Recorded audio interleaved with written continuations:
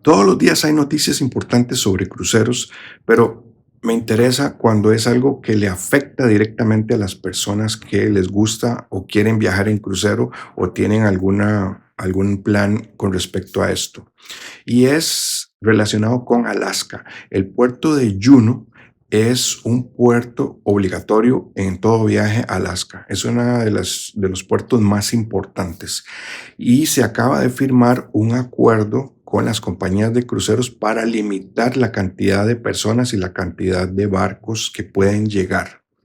Esto es muy importante porque cuando uno reserva un crucero a Alaska, generalmente lo hace un año antes, lo hace más tiempo, 18 meses antes. Bueno, nosotros creo que lo reservamos como 6 meses antes y tuvimos suerte porque era una época en que estaba terminando la pandemia y los barcos iban a 30% de capacidad y bueno, no había tanto tumulto de pasajeros.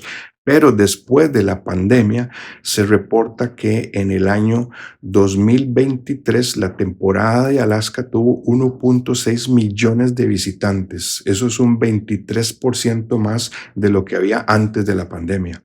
Y para 2024 se proyecta que los visitantes van a ser 1.7 millones.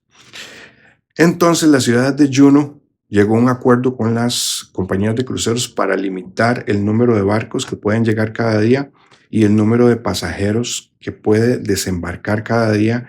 Se llegó al límite de 16,000 por día y 12,000 para los sábados. Esto, pues, tiene que ver con las personas que hayan reservado cruceros. Si tienes un crucero reservado para Alaska o si lo has planeado o lo estás pensando, pues tienes que tomar en cuenta estos detalles, ir a la página de la compañía y revisar qué información hay para estar seguro de o segura de si esto te podría afectar. Ahora, ¿por qué limitan la llegada de los cruceros? Bueno, porque la ciudad no da abasto. Uno dice, estos son puertos que dependen grandemente de los turistas. La economía depende de los turistas, los restaurantes, las cafeterías, los transportes, las atracciones. Y uno pensaría, bueno, eso le va a afectar económicamente a las personas que viven ahí, pero más bien es al revés.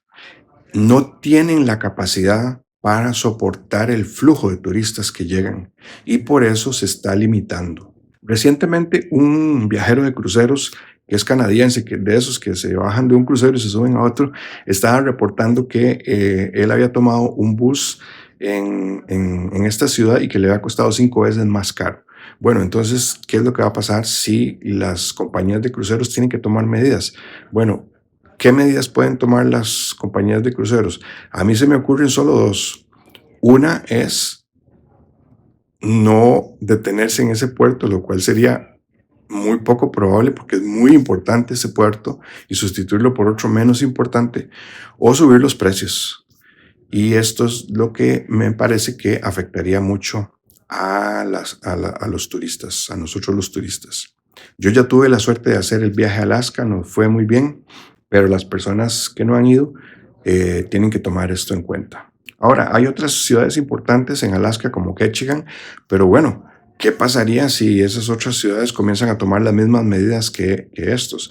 Y uno dice, bueno, no solamente es el flujo de turistas, sino, por ejemplo, los pueblerinos se quejan de que, bueno, los barcos tienen pantallas gigantes en las piscinas y que las pantallas iluminan y contaminan la ciudad por la noche. Son cosas que los turistas, bueno, traen a las ciudades y eso hace que a las personas que viven ahí no les gusta mucho. Hay ciudades de Europa donde no les gusta para nada a los turistas. Por ejemplo, en Venecia han prohibido la llegada de los megacruceros, los más grandes, porque las personas, los pueblerinos tampoco les gusta mucho el flujo de turistas. Y hay otros países como por ejemplo Noruega, donde tampoco les gusta mucho la llegada de turistas porque llegan toneladas. Entonces, a revisar esta información por si acaso te afecta de alguna manera.